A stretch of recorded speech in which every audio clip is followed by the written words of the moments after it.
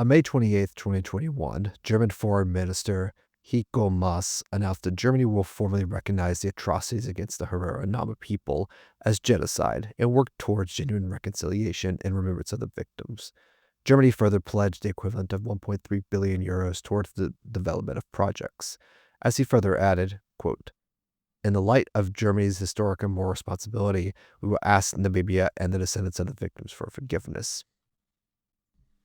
On the surface, this seems as the German Republic coming to terms with its colonial past, but in reality, it's minimal at best. For one, it disregards individual people's claims against the German government by essentially trying to create a package deal with the Namibian government. And two, Germany does not claim any legal responsibility for the genocide as well, in a way that it has with the Holocaust. So I feel it's time that we do a proper dive in on what happened in German Southwest Africa in 1904. How did we get a genocide? How did we get a war? How did all of this develop, and why did it develop? And to understand that, we're going to need to understand some history.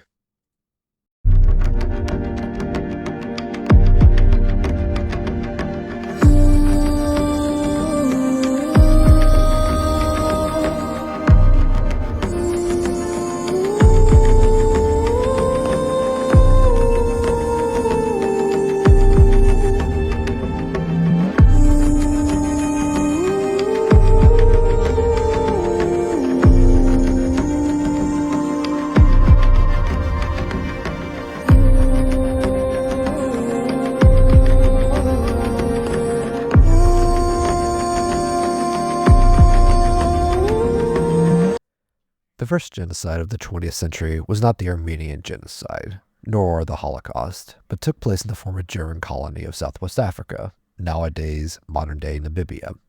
To understand the first genocide of the 20th century, we need to establish important context and histories that preceded the outbreak of violence in January 1904 and would last to 1907/1908. Historians still debate whether each date should be the ending.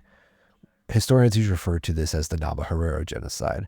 From the name itself, you can see that two specific culture groups were primarily affected by the genocide and still live with the consequences of it today, and Namibia. The Herero, or more accurately, the Over-Herero, are Bantu-speaking African people who migrated into central Namibia around the 17th century. During the beginning of German colonization in 1884, the Over-Herero signed quote-unquote protection treaties with the Reichskommissar of the colony, Heinrich Göring, father of the famous German pilot Hermann Göring and former Nazi war criminal. For the first decade of the colony, the Over-Herero collaborated with the German colony as it developed, primarily as a hedge against other European powers and the Nama peoples in southern Namibia, with whom the Over-Herero were in periodic conflict with. However, Over-Herero and German relations would deteriorate for a few crucial reasons. First, Europeans introduced a disease known as rinderpest into Eritrea and Abyssinia, modern-day Ethiopia. The Italians most likely introduced rinderpest when they began colonizing Eritrea in the late 1880s, and it spread with the invading Italian army during the First Italo-Abyssinian War from 1895 to 1896. Rinderpest would spread to the German colony of East Africa by 1892 and continued to spread down the spine of Africa, destroying many communities, societies, and economies as the disease devastated African livestock. The Over-Herero were not immune to this epidemic. Being a semi-pastoral nomadic society, the epidemic sundered the economic and agricultural basis of Over-Herero society by the mid-1890s. Second, the colony developed in Southwest Africa was unique among other German colonies, as it primarily evolved into a settler colony for German farmers. German Southwest Africa would have the highest number of settlers compared to any of the other German colonies, with 4,460 settlers before the outbreak of the First World War and a maximum of 14,830 before the start of World War I. German settlers, mostly farmers, could not establish the type of agriculture and infrastructure that existed in Germany, and so developed a pastoral economy that, initially, wasn't hostile to the Over-Herero pastoralism until the rinderpest epidemic. However, German settlers continued to encroach on Over-Herero pastoral lands, buying or seizing the remaining cattle until, in 1897, the Over-Herero were forced onto reservations. The reason given by the German governor, Theodor Lutvine, was to manage the spread of rinderpest. The actual reason was to make it easier to seize over-Herero cattle and make it easier for German settlers to access over-Herero grazing grounds. The origins of the genocide also lay with Lutvine's system of colonization, named, ostensibly, the Lutvine system, which mixed local diplomacy, divide-and-rule tactics, and military coercion. Lutvine's ultimate aim with this system was to convert the over-Herero and Nama peoples into pastoralists working for the German Colonial Government. His basic assumption was that he would have time to achieve these aims through his system. However, it failed for two reasons. For one, he overestimated how much power and influence his treaties would have in shaping African cultures, and he did not understand the socio-economic effects that were happening to the populace. The Nama, referenced as the Hottentots, are a different story. If you want to know, the term Hottentot originates from the Boers, Dutch settlers in South Africa, to refer to the Khoikhoi people, the ethnic group to which the Nama belong. The Boers interpreted the language of the Khoikhoi as a stutter, and thus called them the stutterers in the northern dialect of Afrikaans, Hottentot. The German settlers adopted the term with its negative connotations. Unlike the over-Herero, the Nama would resist signing treaties and would engage the German colonists until Heinrich Witbooi signed a treaty with the German governor Theodor Lutvine in 1894.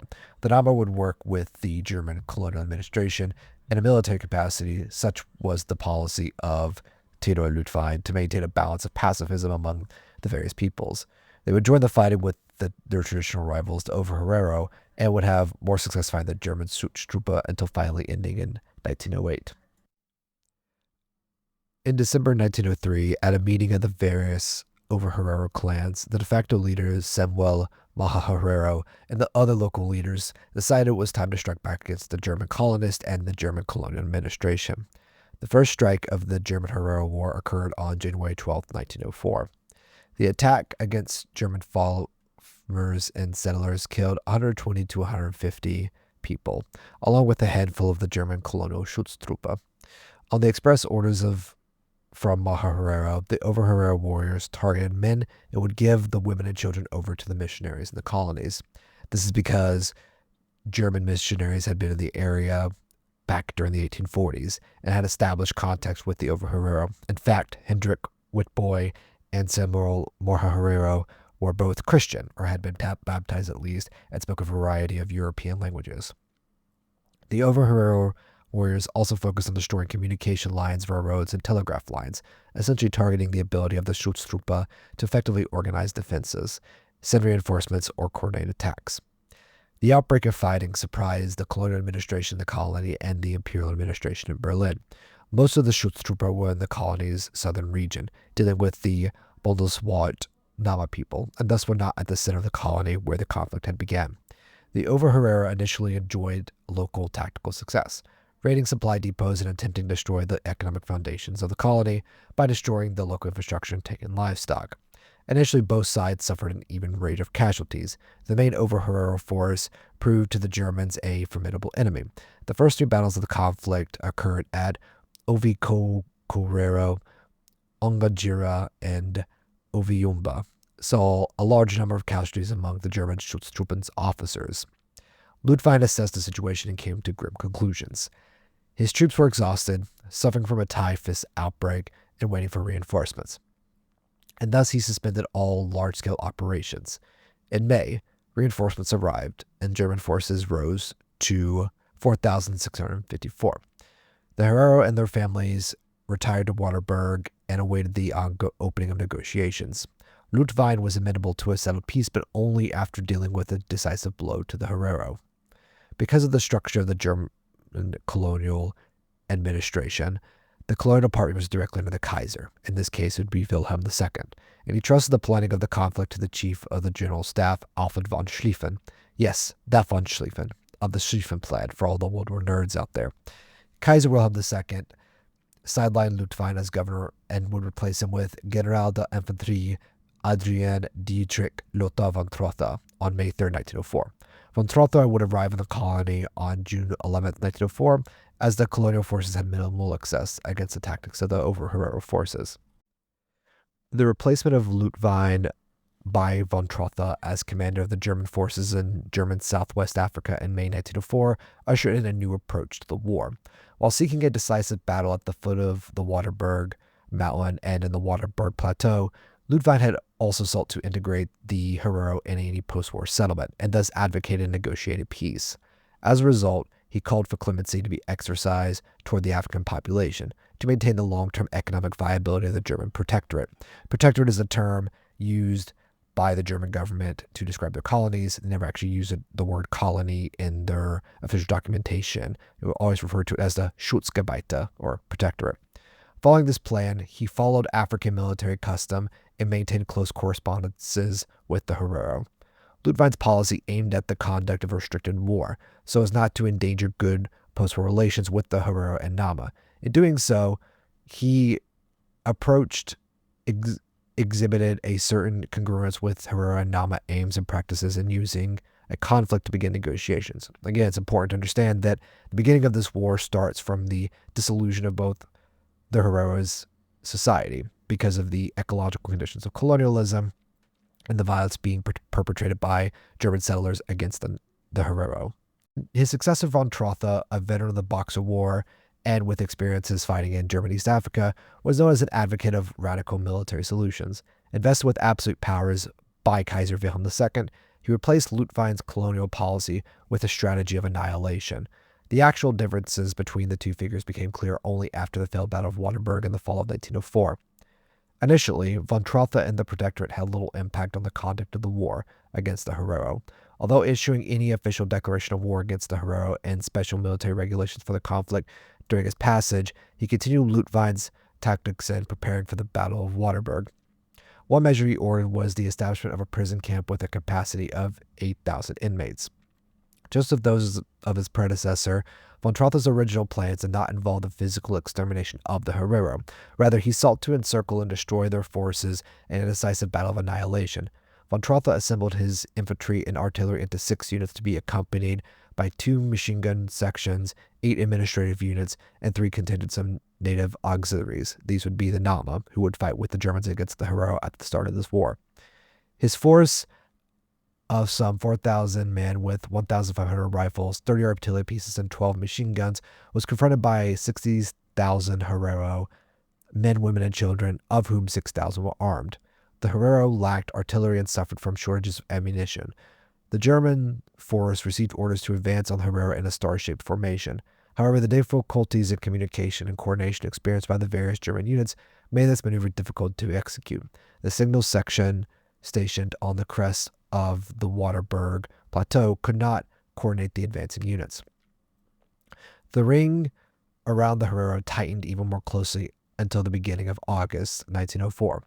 The reasons for the passivity of the Herero in the face of the advancing enemy remain unclear.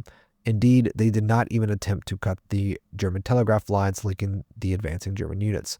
The German patrols were amazed to find the Herero chief, Samuel Nama-Herero, had arranged no special security measures to safeguard the various camps holding the Herero women, children, and cattle. He did not even flee to British Bechuanaland when the opportunity arose. The only plausible explanation for such behaviors is that Nama-Herero had expected the Germans to begin negotiations just as they had done in 1894 war against Hendrik Witbooi. The difference between the encounter and the situation in 1904 was that the more conciliatory Ludwig commanded the former conflict. Issuing his general order for an attack on August 4th, von Trotha made his intentions clear.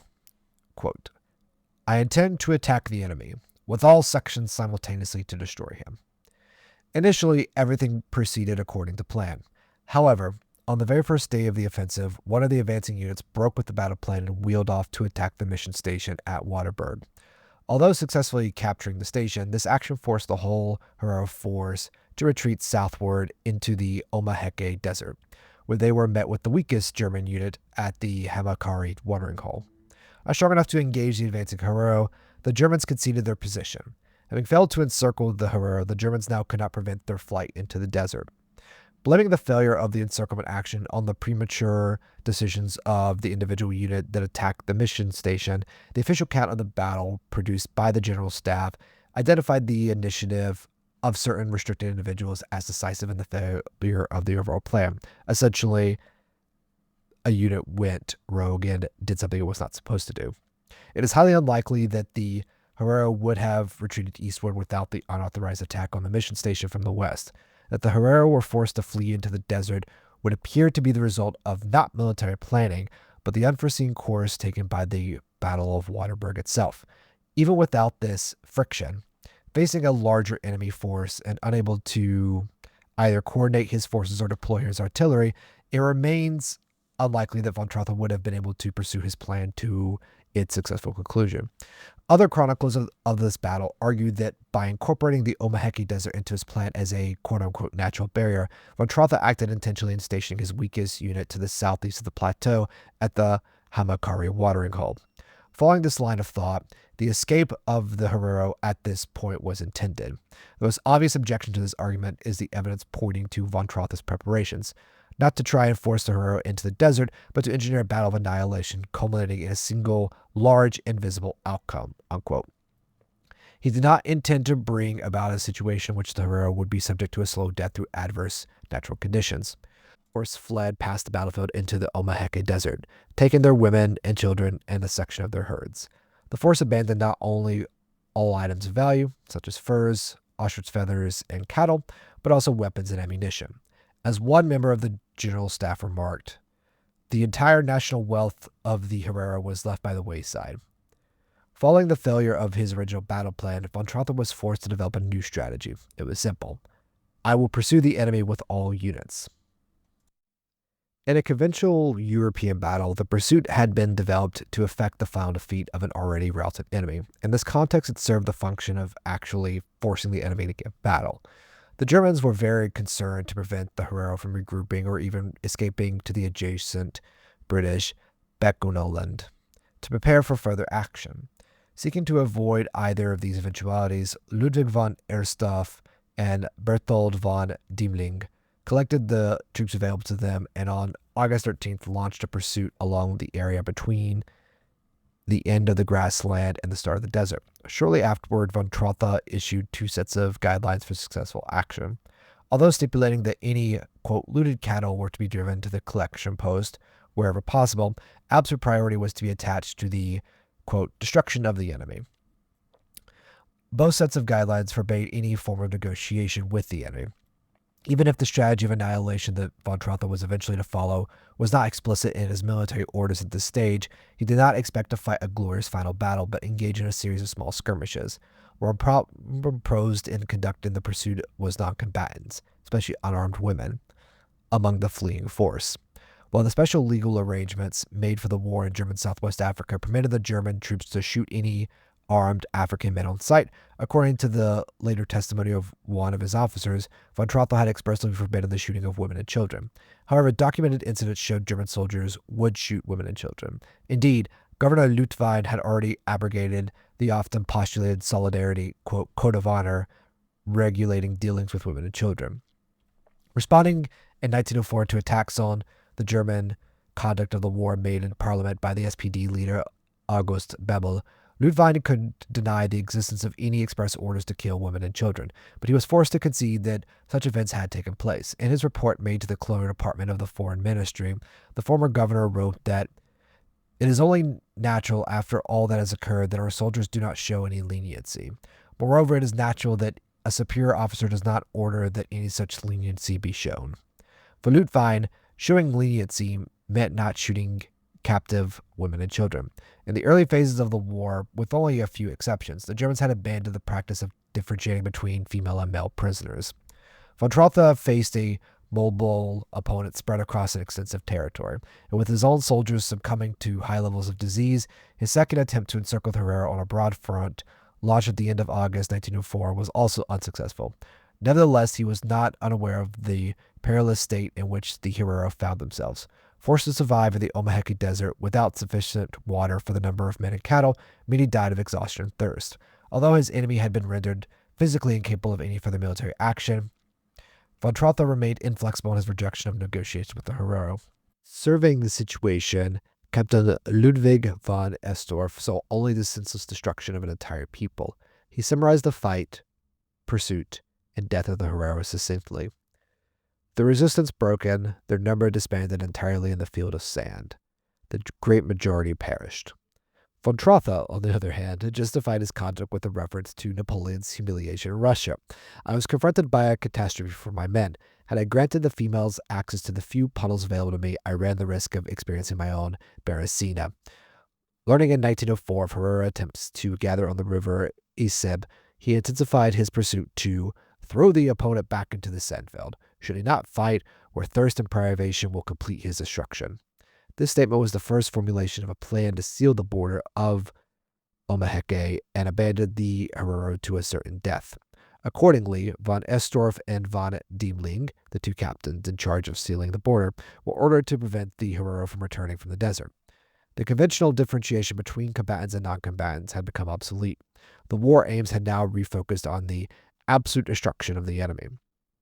Von Trotha outlined clearly his departure from Lutwein's policy in a number of letters and discussions.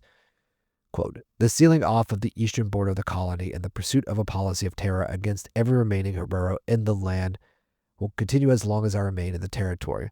The nation must perish. If we do not succeed in killing them with guns, then it must be achieved in this fashion. His much-quoted statements to the effect that the war could not be conducted in accordance with the Geneva Convention, but in rivers of blood and through blatant terrorism also date from this period. The assessment of the situation was shared by the chief of the German General Staff, von Schlieffen, who added that the race war thus unleashed can culminate only in the destruction or final enslavement of one or two parties. The prime point of this new radical policy occurred on October 2nd, 1904. Von Trotha issued his Vernichtungsbefehl, or extermination order. With it, we had the first documented order of genocide in the 20th century. I, the great general of the German soldiers, send this letter to the Herero people. The Hereros are German subjects no longer. They have murdered, stolen, cut off the ears and noses and other body parts of wounded soldiers, and now they are too cowardly to want to fight any longer. I say to the people, whoever delivers captains to my outpost shall receive 1,000 marks, and whoever brings Samuel Nama-Herero shall receive 5,000 marks. The Herero people must now leave the country. If the people refuse, I shall force them with a great Ruhe. Any Herero found within the German frontier, with or without a gun, with or without cattle, will be shot. I spare neither women nor children. I drive them back to their people, or I will fire upon them. Such are my words to the Herero people, the general of the great and powerful German Kaiser. This proclamation is to be read to the troops at roll call, with the addition that the unit that catches a captain will also receive the appropriate reward, and that the shooting at women and children is to be understood as shooting above their heads as to force them to flee. I assume with certainty that this proclamation will result in no more male prisoners being taken, but will not degenerate into atrocities against women and children. The latter I will run away if one shoots at them twice. The troops will remain mindful of the good reputation of the German soldier. Although a supplementary order instructed the German soldiers to fire above the heads of women and children, the very act of driving the Herero back into the Omaheke Desert guaranteed their deaths. The proclamation established the outlaw status of the Herero, as the Herero had forfeited their subject status through dishonorable behavior and cowardice, and the mutilation of German soldiers. The monetary encouragement to hand over their leaders stood in obvious contradiction to the threat to shoot all Herero found in German territory. This contradiction can be understood only in terms of the declared aims of the military operation, the disappearance of the Herero at any price through either flight to British territory, which was by this point viewed by the Germans as an acceptable alternative, or death. The proclamation was only rescinded a number of weeks later on December 8th, 1904, following orders from Berlin. A series of arguments summarized and presented to the Kaiser by the Imperial Chancellor preceded this move. Pointing to the incompatibility of such a policy with the teachings of Christianity and humanity, von Bülow also outlined the damage suffered by Germany's reputation among the civilized nations of the world. Such arguments were supported by economic reasons for rescinding the proclamation. German firms in the Protectorate were already experiencing difficulty in recruiting sufficient labor. Playing on the Kaiser's hostility to all things English, the Chancellor pointed out that the adjacent territory of British Buchenland would profit from the new personal L no longer working in the German colony. The order countermanding von Trotha's proclamation specified that the German authorities would grant clemency to Herero individuals who could prove their consistent non-belligerence and had killed no German soldiers. By imprisoning them, this policy was to be implemented with the cooperation of the Rhineland Missionary Society. From the early 1905, German authorities transported the Herero to internment camps. Individual groups could make their way to British Buchenland, take refuge with the Avambo in the north, or survive in the bush, also the wild. German soldiers hoped to force the surrender of the Nama in a fashion similar to the Herero with a second extermination proclamation issued on the 22nd of April 1905. In contrast to the policy towards the Herero, however, those surrendering voluntarily were to be spared. The only exception was applied to those who had killed whites or had issued orders to do so. Such persons were to be allowed to immigrate. The persecution and annihilation of the Herero was to serve as a warning to the Nama. All those not surrendering would suffer a similar fate. The example of the Herero leader Samuel Nama-Herero was also to serve as an example, quote, held like a wild animal, possessing nothing. He was now as, quote, poor as the poorest field Herero.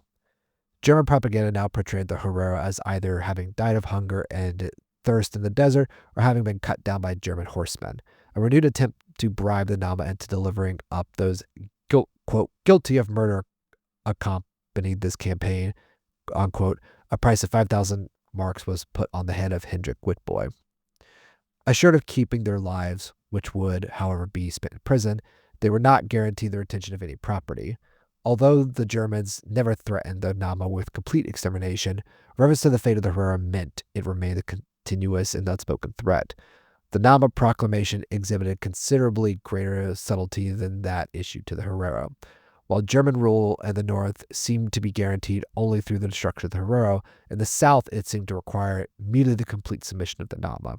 The Nama proclamation was copied and distributed to the German troops, who were instructed to distribute it, quote, among the Hottentots in every possible manner, unquote. It failed in its aim and did not bring the complete submission of the Nama people. Widespread awareness of the inhuman conditions prevalent in the internment camps acted as a deterrent to voluntary surrender. After a while, the influence of the chancellor also led to the proclamation being rescinded. The declaration of war in the fall of 1904 by the Southern Nama against their German colonial masters transformed the Northern Herero uprising into a two-front war. Not only as a direct response to the Herero revolt, the Nama rising was motivated by a perception of a threat to their own situation. The replacement of Lutvin as civilian governor meant that the Nama not only had lost a trusted partner, but now saw themselves confronted by settler demands that the German forces arriving in the protectorate finally deal with the Nama. Speaking to a missionary, 19 Nama deserters who had fought with the Germans against the Herero spoke in lurid detail of plans to exterminate the Herero. The final push for the revolt was provided by the influence of a native Christian movement hoping to establish an African church independent of German influence. Attacking German farms after their declaration of war in September 1904, Nama warriors emulated the Herero in the protection that they extended to European women and children. Understanding the nature of German military power, the Nama were careful not to give open battle, but sought to launch an attritional guerrilla campaign, a tactic which they hoped to force the Germans to terms involving improved living conditions for the Nama people. However, not all of the decentralized Nama groups participated in the war. The rising centered around Rietman and Gibbon and was only able to mobilize just under 2,000 warriors. The Nama War would unfold in three phases. Hoping for and pursuing a decisive battle between September and December 1904, the German military commander in the south, Colonel Berthold von Diemling, who we heard about earlier, wrote, "We must not allow the Hottentots to escape. Rather, we must encircle and destroy them before they do so."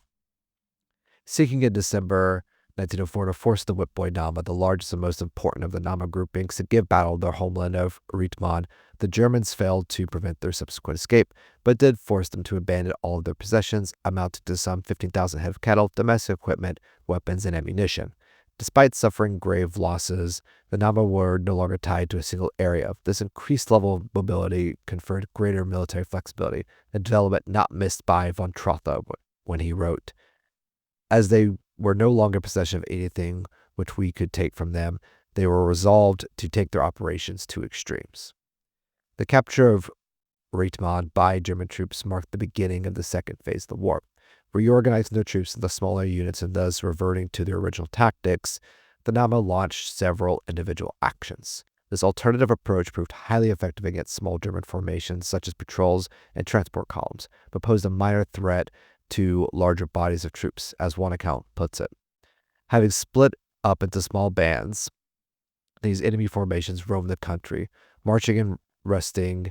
Troops, column stations, and posts were expected to constant danger from small groups of the enemy that would have suddenly appear from nowhere. The situation was best described by the phrase "enemy present everywhere." In his memoirs, Captain Paul von Lettow-Vorbeck, who would eventually go to lead the German forces in East Africa during the First World War, wrote of the impossibility of pinning down the enemy with their, quote, "tendency to melt away in your hands." The Germans, weighed down by their baggage, remained comparatively immobile. The necessity to transport not only military equipment but also supplies of water from the Luderitz Bay to Keetmanshoop on cumbrous oxen carts posed a further logistical difficulty. The death of the Nama captain Hendrik Witbooi and the dismissal of von Trotha in the fall of 1905 represented a break in the beginning of the third phase of the war, which would culminate in the war's end. Losing Witbooi, who had possessed the most serious problems for the young colonial power of Germany, meant that the notoriously separated Nama now lacked the central figure around whom they had united. The result was that most of the Nama group surrendered. The dismissal of von Trotha resulted in significant changes to the German conduct of both the war and the ongoing negotiations. Prepared to accept only unconditional surrender and guaranteeing only to spare the lives of those who did so, von Trotha had refused to open negotiations following entreaties by the Nama leader Jacob Morienga in early 1905. Offering to lay down his arms and return all of his stolen cattle, he demanded in return a guarantee that his followers would keep both their lives and their own cattle. The departure of von Trotha brought with it a more flexible attitude to negotiations. German commanders also adopted a new strategy, replacing unsuccessful attempts at concentric encirclement with the development of mobile units to conduct a sustained pursuit of the individual Nama groups and thus effect their destruction. This new strategy soon paid off. Having lost operational cohesion, most of the Nama surrendered.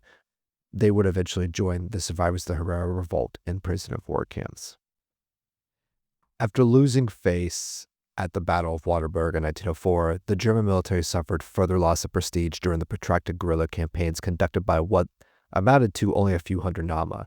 Ending the war required an enormous outlay of men and resources. Of the 14,000 soldiers dispatched to German Southwest Africa, some 2,000 died because of wounds or illness. The war would eventually cost 585 million Reichsmarks, combined with the costly policy of naval expansion. It contributed to the ruin of German finances in 1905 and 1906, leading to what is called the Hottentot elections, where the German government and the parliament will collapse and new elections were called. The lack of a reliable population figures makes it difficult to estimate the number of Nama and Herero killed. Estimates give the Herero population as amounting to between 35,000 to 100,000 before the war and between 14,000 and 16,000 in its aftermath. Estimates place the Nama population at around 20,000 before the war and between 9,000 and 13,000 after the war. As a result, even the most conservative of appraisals put the losses suffered by the Herero and Nama populations, either during or in the war's aftermath, at around 1/3. With the population seriously reduced, the structures of Herero and Nama society were destroyed. Once released from prison in April 1908, the native populations were regarded as a mass labor reserve devoid of any rights. A series of native ordinances had preceded the release of African prisoners in 1907, expropriating the African population by prohibiting them from engaging in animal husbandry, which was the crucial foundation of both Nama and Herero society. The ordinances also abrogated their precise formal freedom of movement, subjugating almost all areas of life to strict legal control. The colonial authorities now had the power to record the number of Africans currently present in any district at any time. The most important instrument of control was the pass laws, requiring every African over the age of 7 to carry an identity card. Movement between districts required a separate passport, the granting of which required prior application. Travelers would then have to register in the area in which they arrived. African workers were also required to maintain a complete record of employment containing all work contracts signed by their white employer. The pass laws constituted the basis of a labor market designed to maintain a reserve pool of disciplined African labor. In the aftermath of the Herero and Nama War, the German Colonial Administration forged a society that held no place for the traditional customs and economic practices of its native populations. Nevertheless, as recent research has emphasized, the Herero and Nama activated their family and other social networks to maximize their room for maneuver, following a political movement that was to grow under the South African rule established during the First World War. And this would eventually lead to them developing a society that would eventually help create the modern nation state of Namibia. And thus ends the Herero and Nama War and the first genocide of the 20th century.